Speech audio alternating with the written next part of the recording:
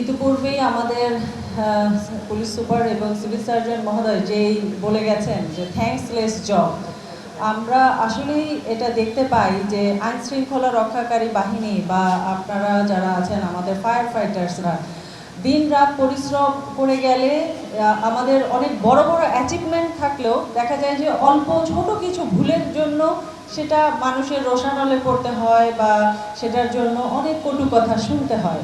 তো এটা মনে করি যে এটা হয়তো আমাদের চাকরিরই একটা পার্ট, কিন্তু দিন শেষে আমাদেরও মনে হয় যে আমাদের কোনো একটা অ্যাচিভমেন্ট বা ভালো কাজের জন্য প্রশংসাটা আমাদের প্রাপ্য।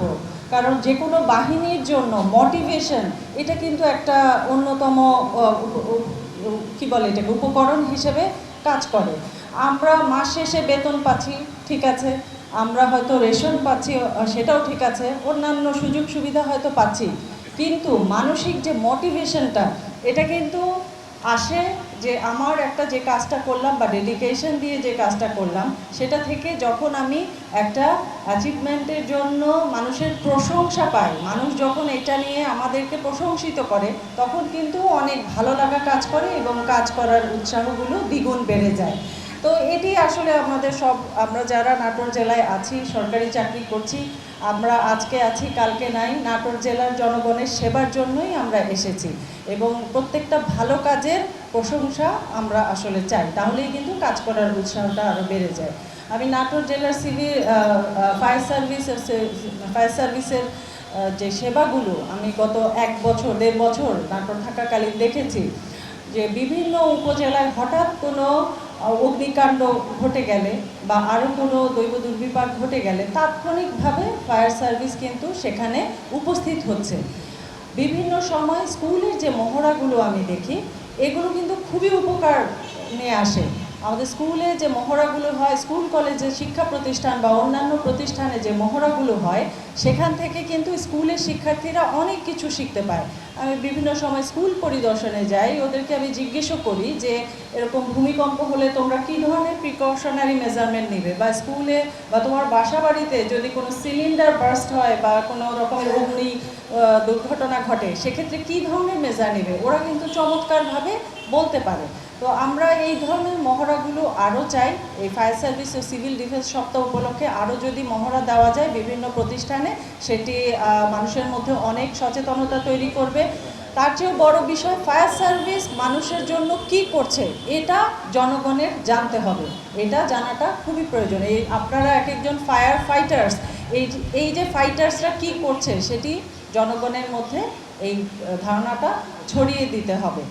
ফায়ার সার্ভিস ও সিভিল ডিফেন্সের আমাদের নাটোর জেলায় যদি কোনো উপকরণ রিলেটেড কোনো অপ্রতুলতা থাকে সেটি আমাকে জানাবেন। আমরা চেষ্টা করব যে ঊর্ধ্বতন কর্তৃপক্ষের কাছ থেকে যদি বরাদ্দ নিয়ে এসে এই দুর্বলতাটা দূর করা যায় সেটি আমরা চেষ্টা করব, কারণ আমরা চাই যে কোনো ধরনের দুর্ঘটনাতে ফায়ার সার্ভিস যেন তাৎক্ষণিকভাবে আমাদের উপজেলাগুলোর একেবারে রিমোট প্লেসেও যেন চলে যেতে পারে, এটি আমাদের প্রত্যাশা। এবং এই সক্ষমতাটা বাড়ানোর জন্য আমি জেলা প্রশাসক হিসেবে যতখানি করা দরকার সেটি আমি করব।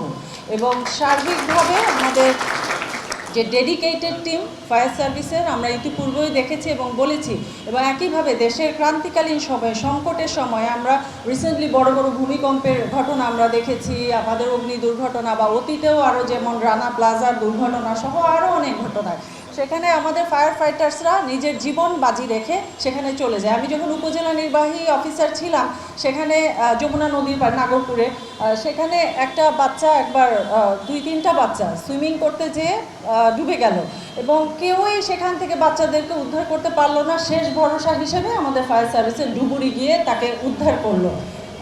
তো এই যে তাদের ডেডিকেশন, তাদের যে কমিটমেন্ট, এটি আরও পলিশ হোক, আরও উত্তরোত্তর বৃদ্ধি পাক এবং এই ডেডিকেশনটা তারা যেন ধরে রাখে, আপনারা ধরে রাখবেন। নাটোর জেলার জন্য আপনারা যেরকমভাবে ডেডিকেটেডলি কাজ করছেন এটি অব্যাহত থাকুক, এটি আমাদের প্রত্যাশা। আপনারা জনগণের পাশে আছেন, আপনাদের জনগণের পাশে থাকার এই মেন্টালিটিটা ধরে রাখবেন, এটি আমরা চাই। সার্বিকভাবে ফায়ার সার্ভিস ও সিভিল ডিফেন্স সপ্তাহের এই শুভকামনা করছি এবং একই সাথে যেটি আমি ইতিমধ্যেই বলেছি, যদি কোনো লজিস্টিক্স বা অন্য কোনো রকমের কোনো অপতুলতা থেকে থাকে সেটি আমাকে আপনারা জানাবেন। আমরা সর্বতোভাবে চেষ্টা করব সেটি কাভার আপ করে দেওয়ার জন্য। তো এখানে উপস্থিত সবাইকে আমি অসংখ্য ধন্যবাদ জানাচ্ছি। আপনারা ভালো থাকেন এবং নাটোরবাসীর পাশে আমরা সবাই মিলে একসাথে কাজ করে যাব। আমাদের নাটোর জেলার আমরা যারা সরকারি কর্মকর্তা আছি তারা যেন সেবার দিক দিয়ে 64 জেলার মধ্যে আমরা সর্বোচ্চ সেবা দিচ্ছি এটি যেন আমরা প্রমাণ করতে পারি, এটিই হোক আমাদের লক্ষ্য।